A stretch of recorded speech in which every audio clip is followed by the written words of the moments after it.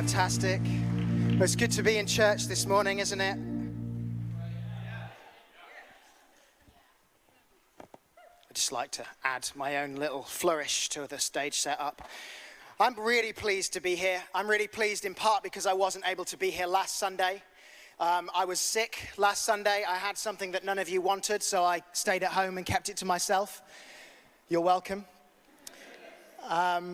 But I was really disappointed because I missed out on celebrating the 15-year anniversary of Pastor Tom and Denise. They were celebrating the fact that it had been 15 years since they had taken over leading this church. And it was awesome that there was the opportunity to honor them. But I just want to add my appreciation to you both as well, that actually, you know, I don't know where I would be today if it wasn't for the input and influence of you guys, and that actually the way that you have pioneered something in the life of our church has been incredible. And I know that you have gone through difficult times and hard times and challenging times to make that a reality, but I just thank you and honor you for the fact that you've been prepared to press on through the good times and the bad times, to do something that no one else had seen, that we hadn't seen the like of which in Norwich, and I know that the best days are still to come. So I love you, Tom and Denise, and we put our hands together for Tom and Denise.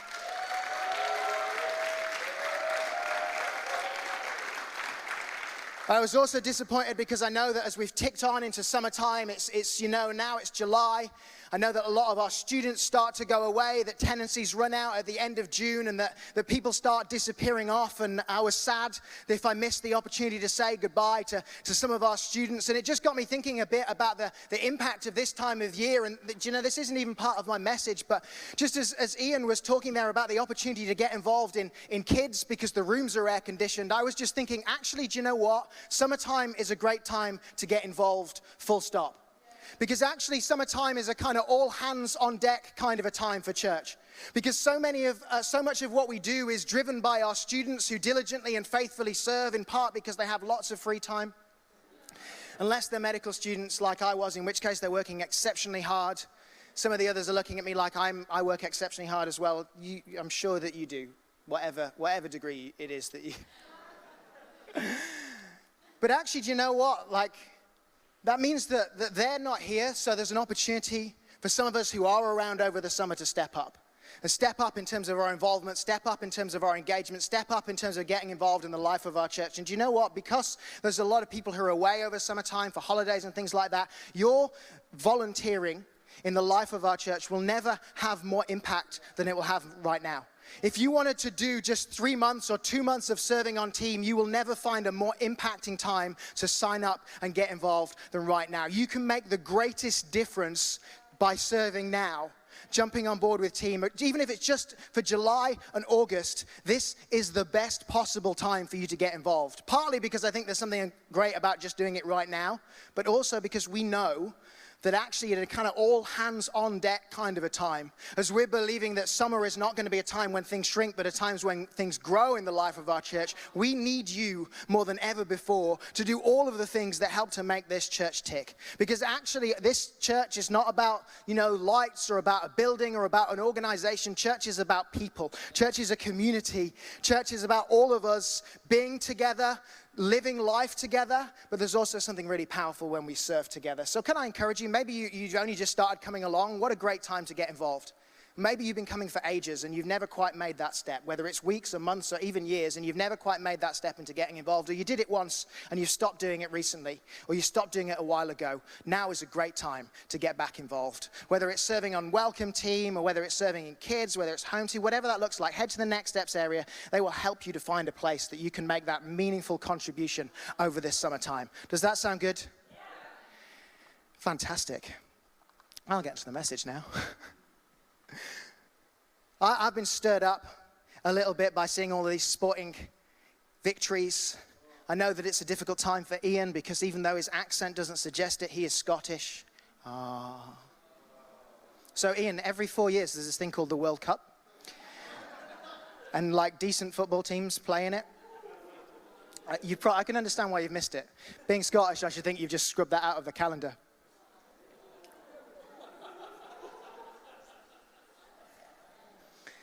I mean, you're not in the World Cup, but clearly they're on your side, so that's all right.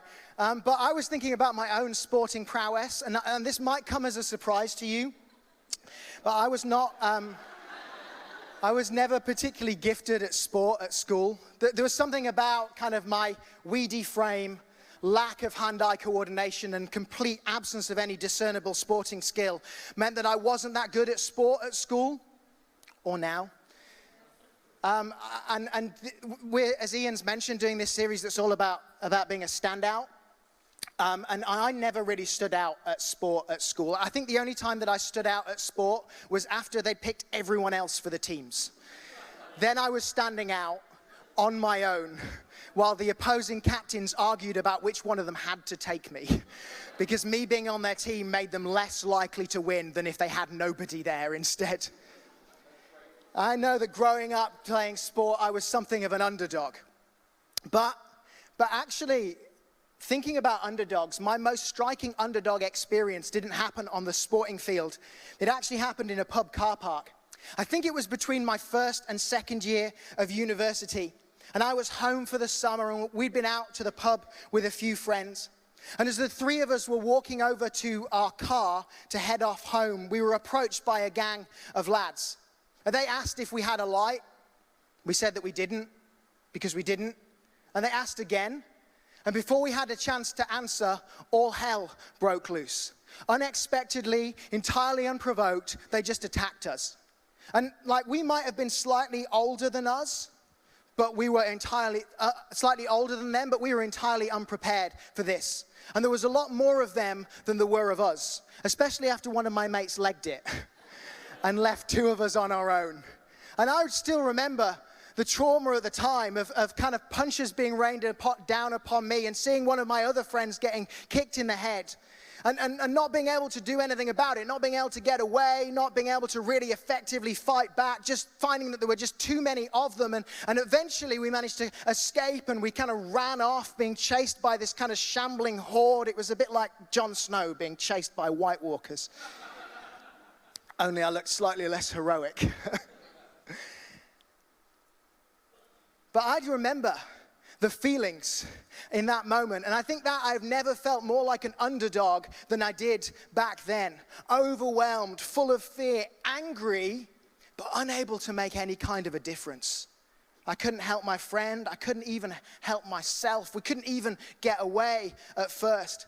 And that was probably my ultimate underdog experience. Losing a fight that I hadn't even expected, numbers stacked against me, no prospect of winning. But I wonder, as I was thinking about my message for today, I wonder if you've ever felt like an underdog. Not in that kind of a situation perhaps, but maybe in other ways. An underdog is defined as a competitor thought to have little chance of winning a fight or contest. And maybe that's how you felt at times. Not on the sporting field necessarily, and maybe not in a pub car park, but maybe in life or in certain areas of your life. I mean, maybe you feel like you have little chance of being successful or of reaching your goals. Maybe your career feels like a competition where the odds are stacked against you. Maybe in education it feels like you try and you try and you try, but you never quite succeed. Maybe in your finances you feel like you're fighting a losing battle against debt. Maybe in your business it feels like there's a constant fight to break even. Maybe in your relationships you feel like it's always a fight, and a fight that you always seem to lose. Maybe in those areas or in other areas you felt that same sense of hopelessness that I felt in that pub car park. The numbers are against me. I lack the skill or opportunity to succeed. I can't even get away from this. I don't even know if I can escape it, let alone win. These underdog experiences can leave us feeling overwhelmed, but they can also leave us feeling kind of resigned as well. If we've been in that position for too long or too often, perhaps we don't feel like we're losing necessarily, but we feel like there's no point trying to win. We've spent so long fighting a losing battle that we've learned there's no point fighting at all. Little point trying because success is out of reach. No value dreaming because disappointment's all we get. We feel like the extra effort isn't actually going to get us anywhere, so we just close up or give in instead. There's this phrase I've noticed myself using sometimes at work. It is what it is. I just started saying it sometimes at work. Oh, it is what it is.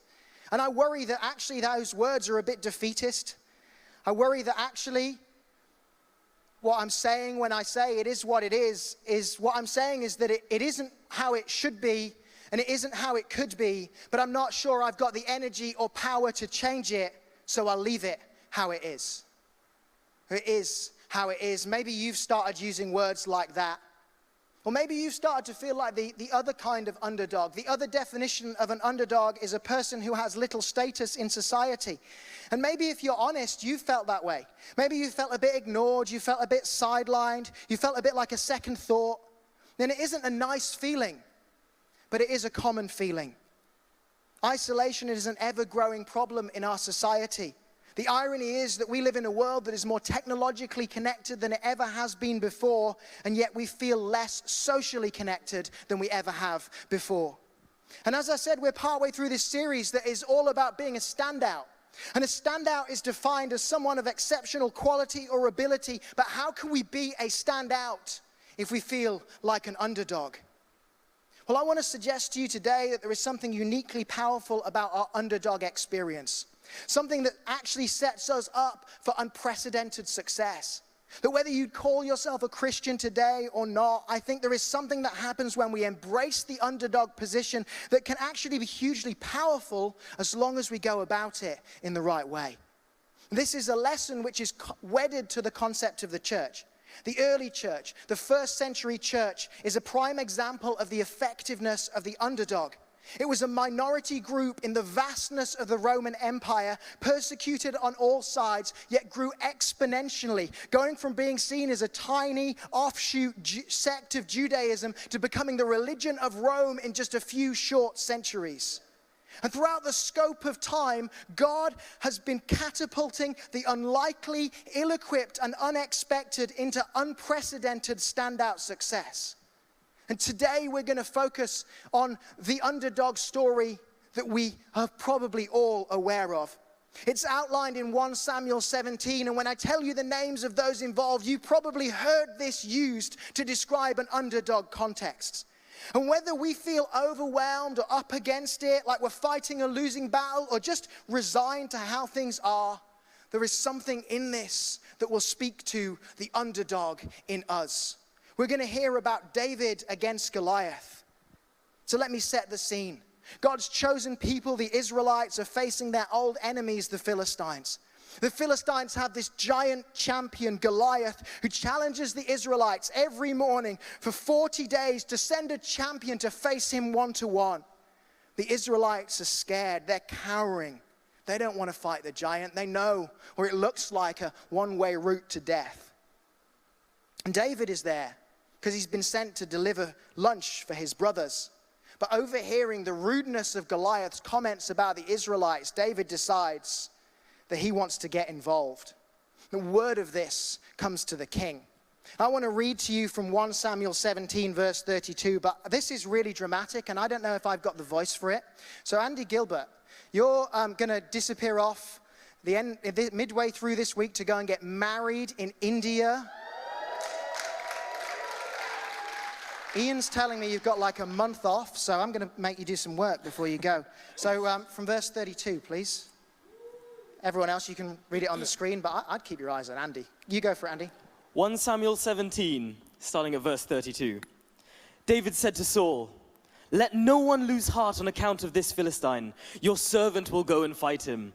Saul replied, "You are not able to go out against this Philistine and fight him. You are only a young man, and he has been a warrior from his youth." But David said to Saul, "Your servant has been keeping his father's sheep. When a lion or a bear came and carried off a sheep from his flock, I went after it, struck it, and rescued the sheep from its mouth. When it turned on me, I seized it by its hair, struck it, and killed it. Your servant has killed both the lion and the bear. This uncircumcised Philistine will be like one of them, because he has defied the armies of the living God. The Lord who rescued me from the paw of the lion and the paw of the bear will rescue me from the hand of the Philistine." Saul said to David, "Go, and the Lord be with you." Then Saul dressed David in his own tunic. He put a coat of armor on him and a bronze helmet on his head. David fastened his sword over the tunic and tried walking around because he was not used to them. I cannot go in these, he said to Saul, because I'm not used to them. So he took them off. Then he took his staff in his hand, chose 5 smooth stones from the stream, put them in the pouch of his shepherd's bag, and with a sling in his hand, approached the Philistine. Meanwhile, the Philistine, with his shield bearer in front of him, kept coming closer to David. He looked David over and saw that he was little more than a boy, glowing with health and handsome, and he despised him. He said to David, "Am I a dog that you come at me with sticks?" And the Philistine cursed David by his gods. "Come here," he said, "and I will give your flesh to the birds and the wild animals." David said to the Philistine, "You come against me with sword and spear and javelin, but I come against you in the name of the Lord Almighty, the God of the armies of heaven, whom you have defied. This day the Lord will deliver you into my hands, and I'll strike you down and cut off your head. This very day I will give the carcasses of the Philistine army to the birds and the wild animals, and the whole world will know that there is God in Israel. All those who gathered here will know that it is not by sword or spear that the Lord saves, for the battle is the Lord's, and he will give all of you into our hands." As the Philistine moved closer to attack him, David ran quickly toward the battle line to meet him. Reaching into his bag and taking out a stone, he slung it and struck the Philistine on the forehead. The stone sank into his forehead, and he fell face down on the ground. So David triumphed over the Philistine with a sling and a stone, without a sword in his hand, and he struck down the Philistine and killed him. David ran and stood over him. He took hold of the Philistine's sword and drew it from the sheath. After he killed him, he cut off his head with the sword. When the Philistines saw that their hero was dead, they turned and ran. Come on. Thank you, Andy. You can have your holiday now. So the teenager defeats the giant. The shepherd boy overcomes the seasoned warrior. The seemingly unstoppable enemy is defeated. The underdog triumphs unexpectedly and leads his people into victory too. This is perhaps the finest example of an underdog victory that we find in biblical history. And there are 3 characteristics from David's story, from this account of David's life and his victory, that we can apply to help us to find success in our underdog situations too. And the first is this: David is positive. One of the first things that leaps out at me is how positive David is. While everyone else is cowering in fear, David is frankly upbeat about the prospect of facing Goliath. His first recorded words to the king on the topic: "Let no one lose heart."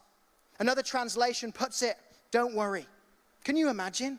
Oh, the massive enemy warrior, the guy that's been terrorizing your troops and making you look like cowards for 40 days.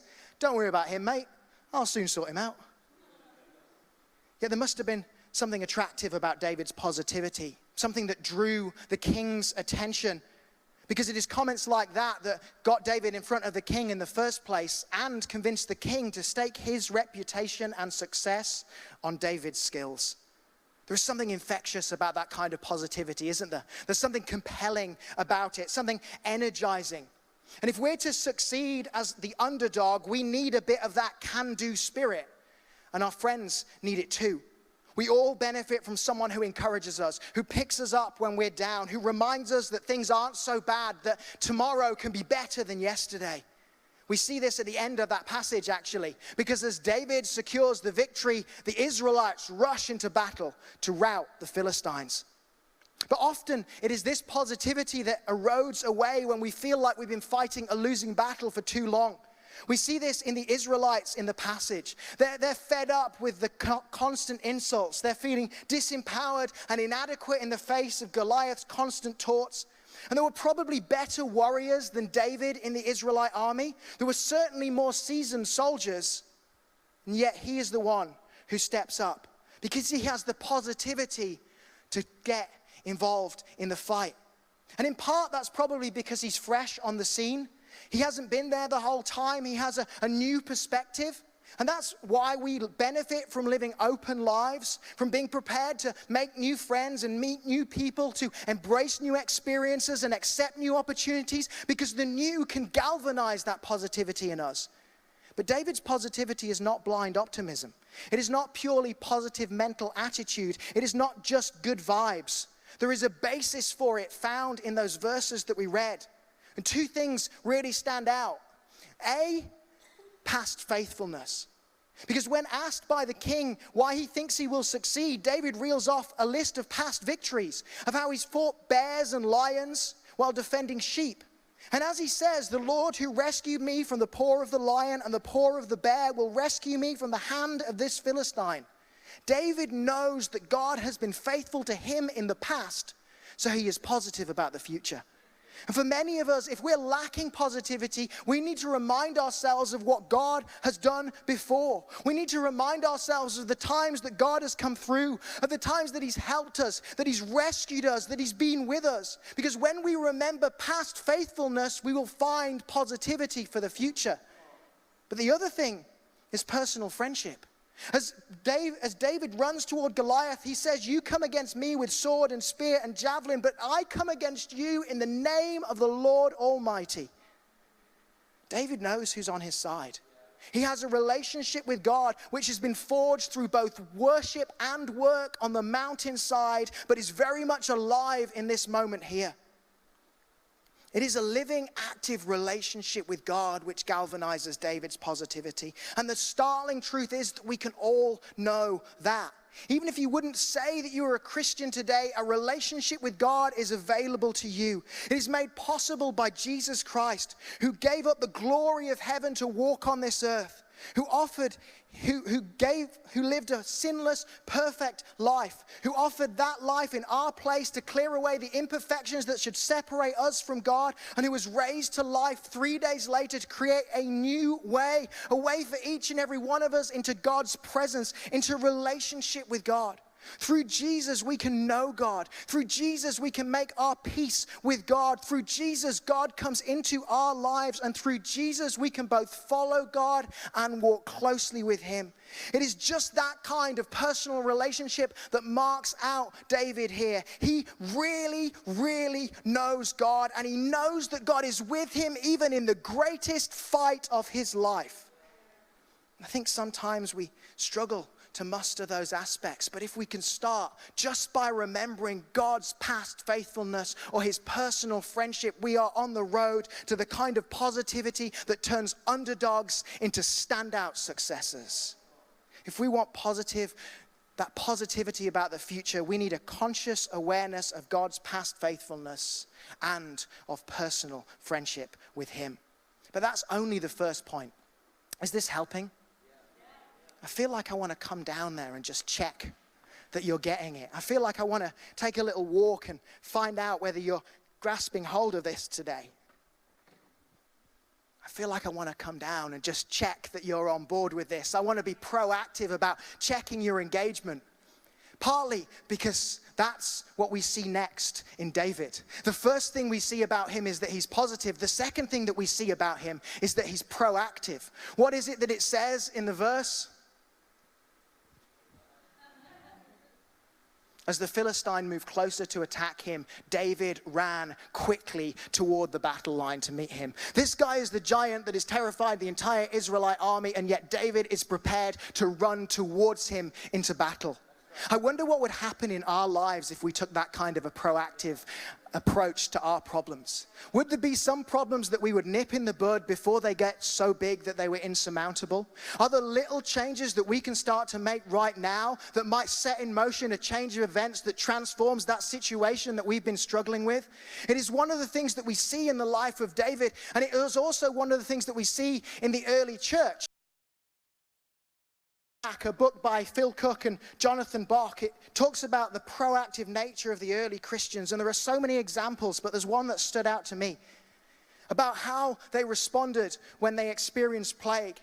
It said when the plague hit, the average Roman saw lives to their country estates because it was every man for himself. But Christians helped those in need.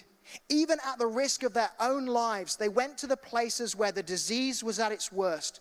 So much so that historian Rodney Stark says disease helped Christianity conquer Rome. Disease helped Christianity conquer Rome. Why?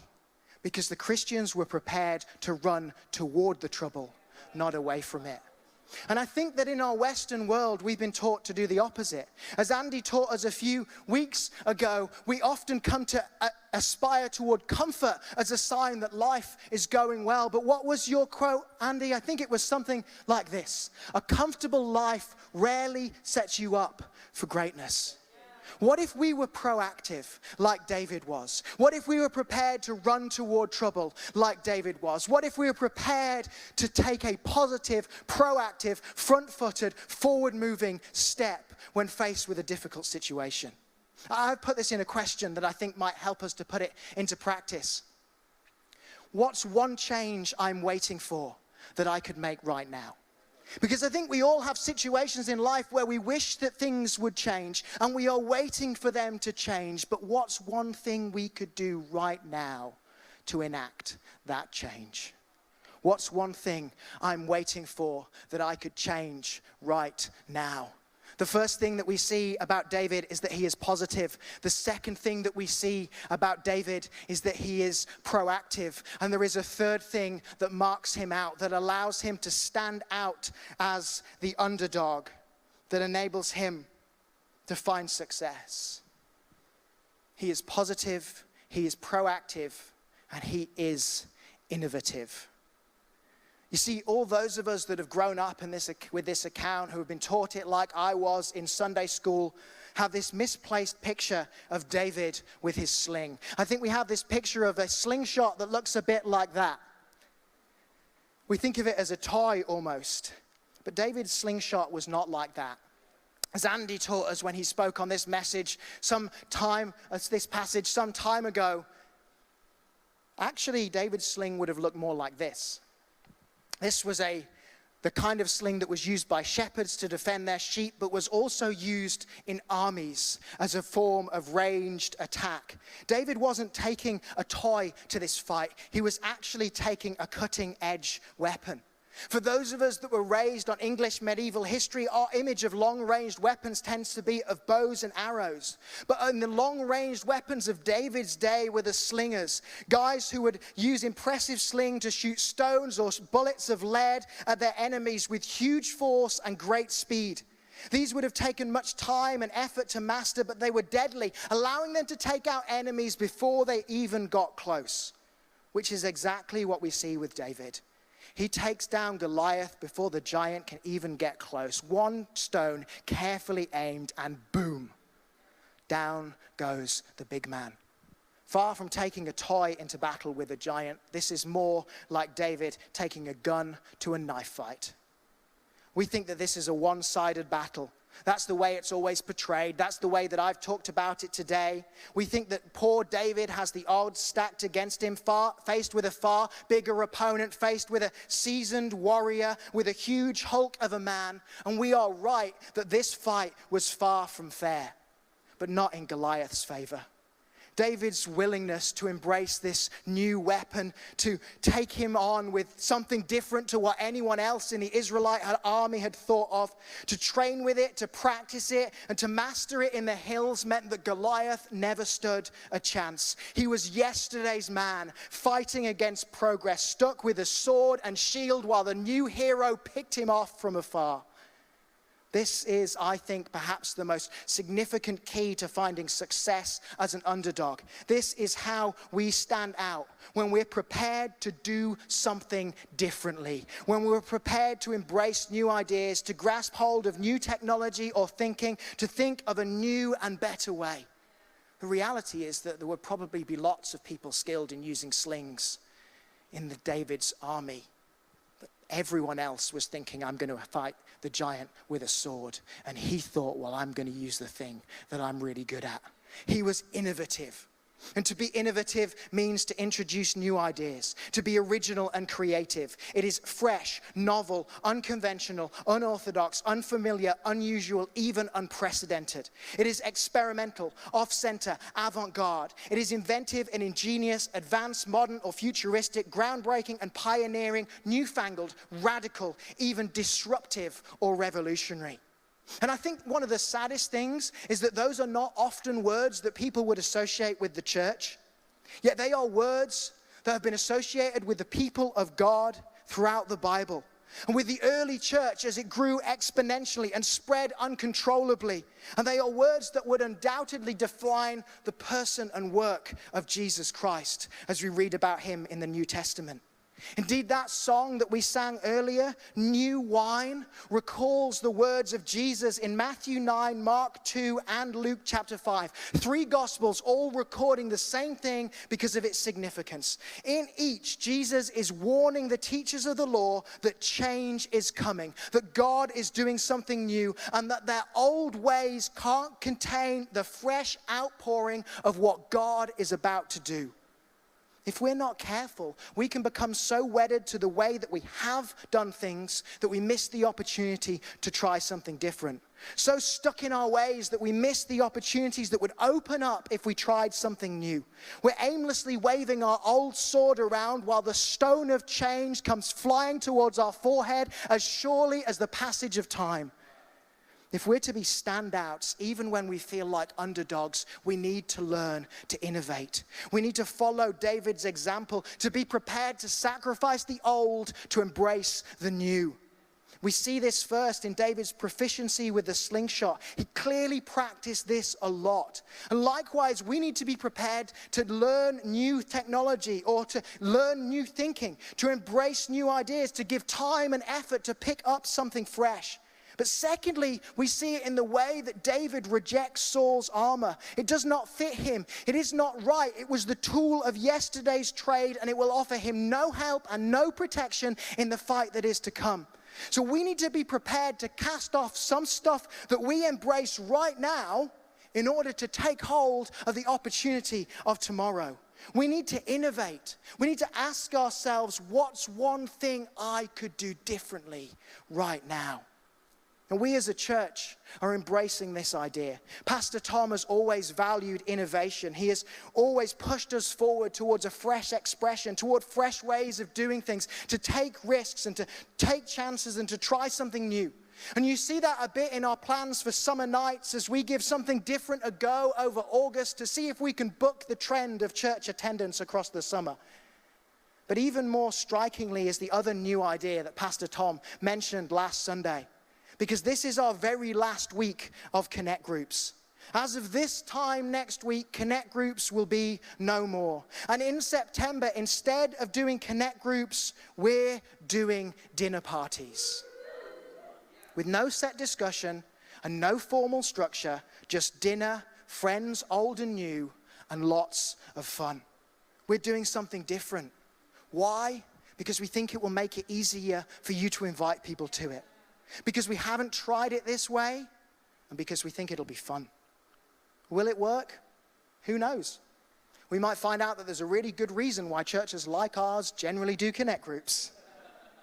Or maybe, just maybe, this is the key to the next step forward for our church. Maybe this is that innovation that will change the game for your friends and for our community. Because we cannot keep doing the same things and expecting different results. We cannot keep doing the same things and expecting different results. If we want to see a different outcome, we're going to have to do something differently. Maybe for you, as for us, it is time to innovate. Maybe in your personal life, it is time to make that change. Maybe in your workplace or your business, it is time to back that new idea. Maybe it is time to come up with that new idea. Maybe you need to learn to think differently again. Maybe you need to put down your sword and pick up your slingshot. Maybe you need to get ready for the new wine of the fresh, exciting thing that God's about to do.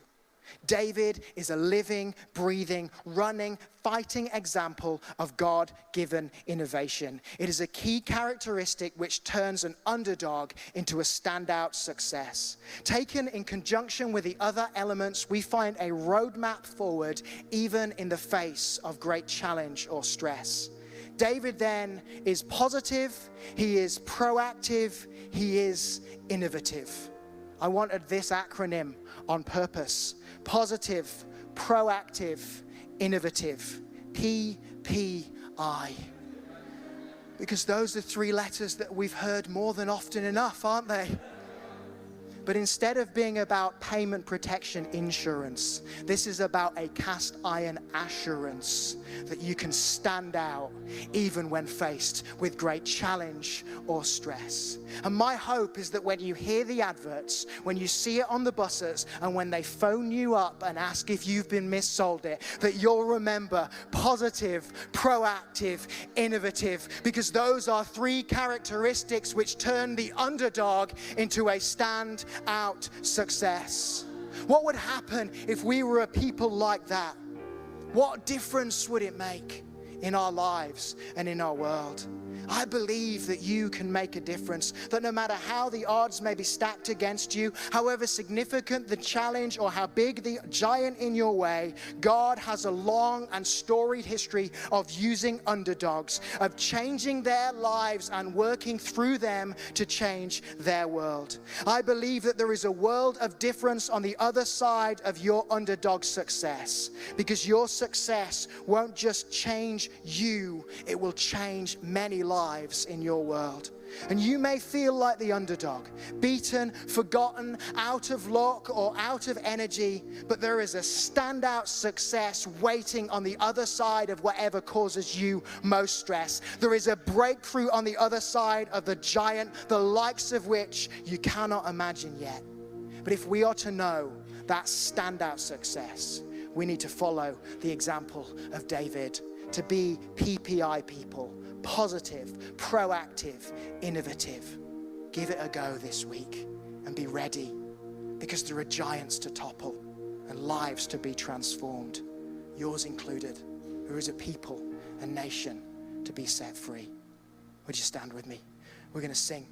We're going to believe God for new wine, for fresh thinking, for fresh opportunities, and for the kind of power that can turn us from feeling like the underdogs, from feeling overwhelmed or stressed or depressed, into a standout success. Positive, proactive, innovative. Let's make this an opportunity to commit to being those 3 things. And let's declare to the giant, you come against me with a sword and a spear and a javelin, but I came against you in the name of the Lord Almighty, and I will be a standout success.